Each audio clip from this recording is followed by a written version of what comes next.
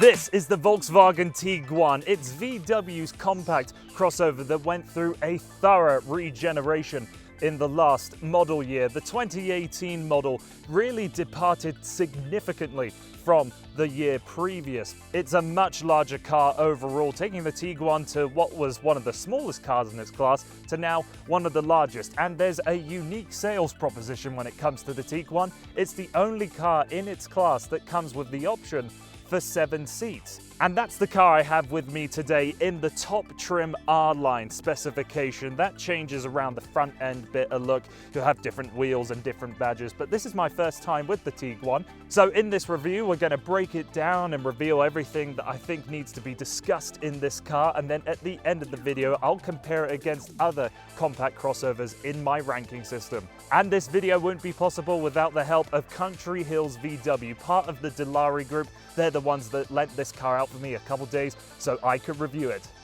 So without further ado, let's go for a drive. When the Tiguan was regenerated for the 2018 model year, it was a substantially different car than the one that came before it. Overall, it was about 10.4 inches longer, going from one of the smallest in the compact segment to now one of the largest. And if you're familiar with any modern Volkswagen product, then the interior of the Tiguan is going to be very similar to you as well. Volkswagen is building cars and interfaces that are incredibly easy to use and they feel great, and every aspect of this car feels like it's really well put together. The switch gear is great. This 10-inch touchscreen that you'll get in the higher trim levels is ultra responsive, and you have the touch sensitive portions here on the side of the screen. The volume knob will probably drive some people mad though. You also have the digital instrument cluster that has quite a few different modes that you can choose from to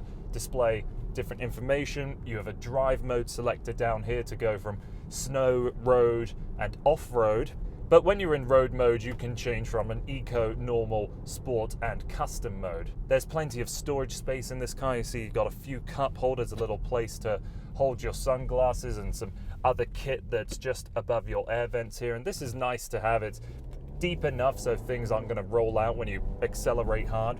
And then you have the carpeted door pockets in here. It's built in the way that Volkswagen just builds cars. There's plenty of soft padded materials where you rest your arms, and the door cards, the top of the door cards, and then a few more hard plastics along the side and the center tunnel, but all really well put together.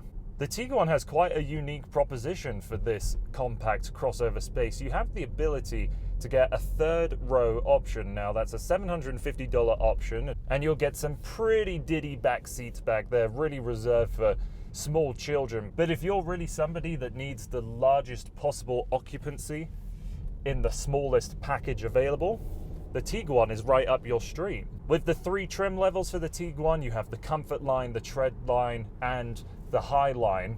With this model though, we have the R-Line appearance package added on to the High line top trim. It's only available in this top trim, and it is largely an appearance package, so you'll get all of these R badges dotted on the outside and the inside, a little different of a front end with those larger air intakes, different wheels and R badging along the side, and then for inside you get the R badged steering wheel, but it's also a flat bottom steering wheel, a lot like what it is in a true R product. Honestly, enough has been said for my disdain of fake exhausts, and I'm just repeating myself at this point, but I thought I'd let you know that they're here. And the Tiguan comes with one engine. It's a 2-litre turbocharged, 184 horsepower and 221 pound-feet of torque, inline 4-cylinder.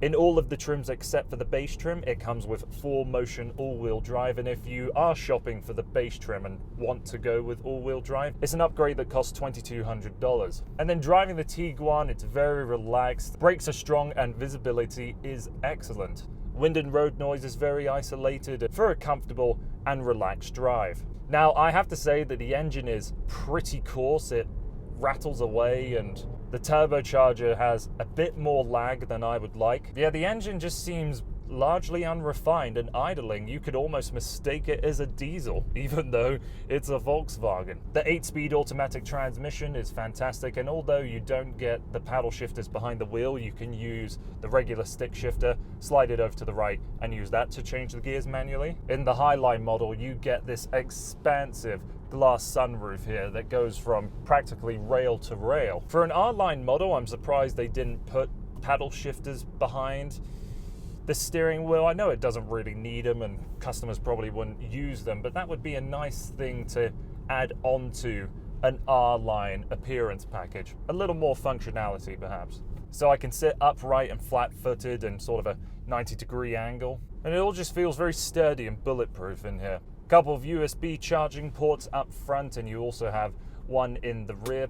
It is a bit dark in the Tiguan, but I don't think it makes it dull or boring. The full glass roof in the Highline certainly helps, but I wouldn't mind a little bit more vibrancy. The standard Tiguan comes with that engine choice and a 6.5-inch touchscreen with Apple CarPlay and Android Auto. Some of the exclusive tech that you can get in this Tiguan includes the Fender audio system, and it's really impressive despite only having 8 speakers. The large panoramic sunroof, the ambient lighting just along the trim here, the heated steering wheel, and these upgraded Nappa leather seats. There's no physical steering wheel button to turn the heating on and off. Instead, you have the button to select your heated seat control. When it shows up here on the screen, that's how you turn it on and off. Bit of a strange integration, and I would always prefer a physical button, but it's a good workaround at the very least. The digital display is like what you would have in an Audi, but it doesn't have the same customization or isn't as crisp or as colorful, but nevertheless, it is an attractive piece of equipment. When it comes to the middle row seat, if you're 6'4" like me, you'll have nothing to complain about. In that row, you can slide the seats forwards and backwards ever so slightly and recline them. That is to help aid people getting into the third row seats, which again are reserved for the shortest of individuals. Anyone over 4 feet, I think, is gonna have some issues back there, but it still leaves enough space for the trunk, and you can fold down those seats, hide them away. It's great in the Tiguan that you can hide away the security cover underneath the false floor. Still have a flat floor with plenty of space to spare. So that concludes everything I think needs to be said about the Tiguan. It's certainly a polished product inside and out. The materials and the fit and finish inside really do make this car feel like a premium experience, but the powertrain and the engine, it all just seems a little unrefined to me. And in this class of car, I don't think that's going to be a priority for people, as it's incredibly spacious inside and has all the safety tech and other creature comforts that so many buyers are looking for. So that's why, if you're shopping in the compact crossover segment, I think you should consider owning the Volkswagen Tiguan. So that's been everything from me. Thanks again to Volkswagen Country Hills that were able to give this car out to me for a few days. All of their information alongside the Dilawri Group's branded dealership locator is down below. So that's been everything from me. Thank you so much for taking the time to watching this video. Please like the video if you liked it, share it if you think other people will like it too, and if you want to do me the biggest favor in the world, hit that subscribe button. Thanks for watching. Hope to see you again soon.